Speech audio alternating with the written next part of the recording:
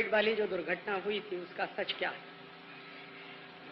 Union carbide वाली दुर्घटना के बारे में सारे देश को ये बताया गया है कि ये अचानक से भोपाल में उनके कारखाने से गैस रिस गई, मिथाइल आइसोसाइनेट, और लोग मर गए। लेकिन उस यूनियन कार्बाइड के काम में बहुत गहरे में उतरा और इस कंपनी के बारे में बहुत केस स्टडी का काम मैंने किया मेरे विद्यार्थी जीवन में। और सच ये है कि भोपाल के कारखाने में 3 दिसंबर 1984 की रात को जो जहरीली गैस निकली थी वो अपने आप नहीं निकली थी, वो बाकायदा एक्सपेरिमेंट किया गया। भोपाल दुर्घटना एक्सीडेंट नहीं था, वो एक एक्सपेरिमेंट था। और वो एक्सपेरिमेंट क्या था? यूनियन कार्बाइड अमेरिका की कंपनी है और दुनिया में ऐसे अमीर देशों की ढेरों कंपनियां हैं जो हथियार बनाती। आपके देश में ये कंपनियां आती हैं, साबुन बेचती हैं, मंजन बेचती हैं, जूते चप्पल बेचती हैं, लेकिन ये कंपनियां अपने अपने देशों में बहुत ज्यादा हथियार बनाती। और अमेरिका जैसे देश की आमदनी का सबसे बड़ा हिस्सा हथियार की बिक्री से आता। इस देश की पूरी इकोनॉमी, अमेरिका की पूरी अर्थव्यवस्था हथियारों के व्यवसाय पर टिकी हुई। तो हथियारों का व्यवसाय चलना चाहिए, ये उनकी हमेशा की जरूरत रहती। तो हथियारों का व्यवसाय कब चल सकता है? 2 ही तरीके से चलता है।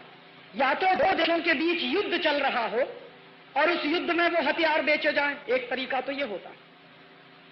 दूसरा तरीका ये होता है कि अगर 2 देशों के बीच न होकर सारी दुनिया में कोई युद्ध चल रहा हो और उसमें हथियार बेचे जाएं। और आज के जमाने में सारी दुनिया में एक अघोषित युद्ध चल रहा है जिसको आप आतंकवाद कहते हो।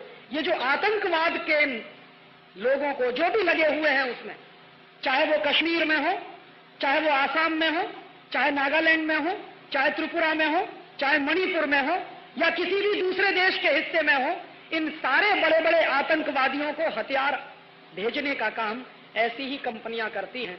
एक बंदूक है, आपने उसका नाम सुना होगा, AK-47। ये जो AK-47 नाम की बंदूक है, ये अमेरिका की कंपनी की बनाई हुई।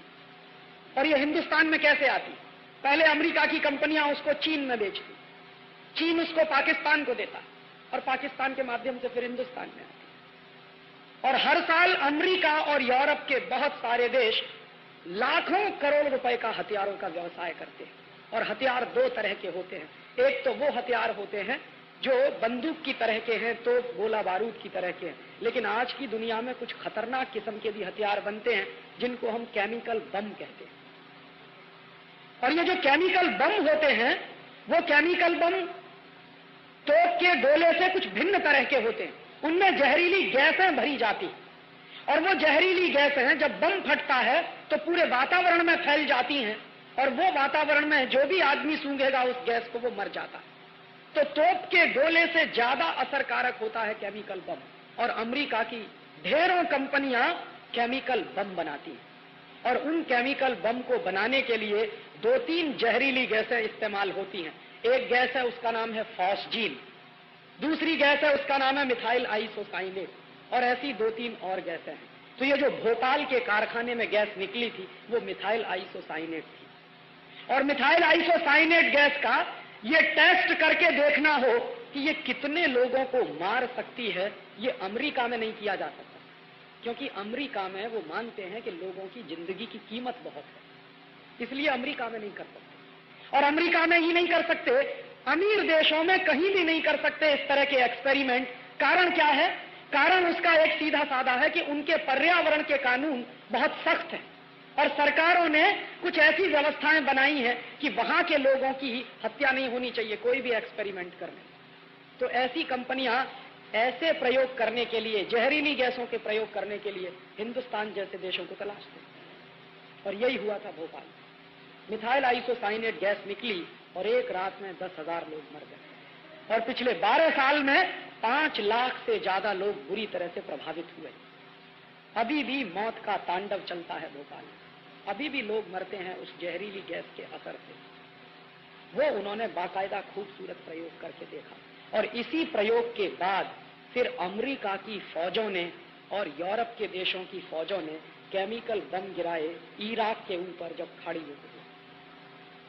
खाड़ी युद्ध में वही गैसों के जहरीले बम, वही केमिकल बम उन्होंने गिराए और उनको बराबर उसके परिणाम मिले। लेकिन बम गिराने से पहले के जो प्रयोग किए गए वो हिंदुस्तान जैसों में, ब्राजील जैसे देशों, चिली और कोस्टारिका जैसे देशों, कोलंबिया जैसे देशों, ऐसे गरीब देशों में जहां की सरकारें बिकाऊ होती हैं, वहां पर इस तरह के एक्सपेरिमेंट किए जाते हैं। तो ये जो भोपाल में जो कुछ हुआ था वो ऐसे ही दुर्घटना नहीं, वो हिंदुस्तान के लोगों पर किया गया एक्सपेरिमेंट है। और ये एक्सपेरिमेंट आगे और बढ़ेंगे। ऐसे ढेरों एक्सपेरिमेंट किए जा रहे हैं। एक विदेशी कंपनी आई है, हिंदुस्तान में दवा बेचती है और वो दवा दुनिया के किसी भी देश में नहीं बिकती। अभी तक उस दवा के ऊपर कोई क्लिनिकल टेस्ट नहीं किया गया, कोई क्लिनिकल ट्रायल नहीं किया गया है, लेकिन यहां के लोगों के ऊपर उस दवा का क्लिनिकल टेस्ट और क्लिनिकल ट्रायल हो रहा है। उस दवा का नाम है नॉरप्लांट, बहनों के ऊपर हो रहा है। ये दिल्ली में चल रहा है और दिल्ली के सारे डॉक्टर जानते हैं कि इस दवा का क्लिनिकल टेस्ट कहीं हुआ नहीं है, उसको हिंदुस्तान में भेजा गया। और ऐसी एक नहीं, शायद आप लिस्ट बनाइए तो सैकड़ों दवाएं हैं जिनको दुनिया के तमाम देशों में जहर घोषित किया है, वो हिंदुस्तान में धड़ल्ले से बेचती और ऐसी कंपनियां लेके आती। ब्रिटेन में नहीं चलती, ऐसी तकनीकों को लाके हिंदुस्तान में डंप कर रहे हैं। और आपको मैं बताऊं, ये जो बंबई है ना, और बंबई के बाजू में पूरा गुजरात है, मैं आज आपसे ये कह रहा हूं कि अभी तो एक भोपाल बना है हिंदुस्तान में, गुजरात में तो 50 से ज्यादा ऐसी बन सकते हैं। आपको मालूम है इस भोपाल, इस गुजरात की कहानी क्या है? ये गुजरात एक जमाने में कृषि प्रधान प्रदेश था, आज पूरा का पूरा प्रदेश केमिकल इंडस्ट्री वाला प्रदेश बन गया। मैं जब भी बड़ौदा से गुजरता हूं, जब भी भरूच और अंकलेश्वर से मेरी ट्रेन गुजरती है, सिर में चक्कर आने लगता है। बड़ौदा के लोग मुझसे बताते हैं, मैं जाता हूं बड़ौदा, पानी वहां का जहरीला हो गया, जमीन के नीचे से निकलने वाला पानी जहरीला हो गया। और ऐसे 60 से ज्यादा प्रोजेक्ट गुजरात में चल रहे हैं। जो टेक्नोलॉजी आई है विदेशों से, वो दुनिया के सारे देशों में रद्द कर दी गई है, बैन कर दी गई है। वो टेक्नोलॉजी गुजरात में लाई गई है, तमाम जगहों पर उसके कारखाने चल रहे हैं और पर्यावरण का प्रदूषण ही नहीं बढ़ रहा, लोगों के मौत की तैयारी हो रही है। किसी भी दिन आपको पता चलेगा कि दूसरा भोपाल कहीं बड़ौदा में बनेगा या बड़ौदा के आसपास बनेगा। और एक बार बच चुका है, बड़ौदा के पास जो बड़ा प्रोजेक्ट है केमिकल टेक्नोलॉजी वाला, एक बार उसमें ऐसी दुर्घटना हुई है। भगवान की कुछ ऐसी कृपा थी कि उस दिन हवा जो थी वो बड़ौदा से बाहर की तरफ बह रही थी। अगर हवा बड़ौदा शहर के अंदर की तरफ बह रही होती तो बड़ौदा नहीं रहता। इतने खतरनाक प्रोजेक्ट इस देश में आए और ये सब टेक्नोलॉजी के नाम पे लाए गए। और ऐसे जगह जगह विनाश के कारखाने खड़े किए जा रहे हैं और ये सारी की सारी केमिकल इंडस्ट्री वहां से बंद की जा रही है, यूरोप के देशों से, अमेरिका के देशों से, और उसको हमारे यहाँ लाके लगा रहे हैं। मुझे दर्द बहुत है अपने दिल में भोपाल का, क्योंकि 12 साल हो गया है, अभी तक किसी को न्याय नहीं मिला। हमारे जैसे लोग 12 साल से, मैं तो मेरे विद्यार्थी जीवन से ये मांग कर रहा था कि वॉरेन एंडरसन, जो यूनियन कार्बाइड कंपनी का सबसे बड़ा ऑफिसर, उसको लाके हिंदुस्तान में गिरफ्तार करके मुकदमा चलाया जाना चाहिए। लेकिन आज तक किसी सरकार को फुर्सत नहीं है उसको गिरफ्तार करने की।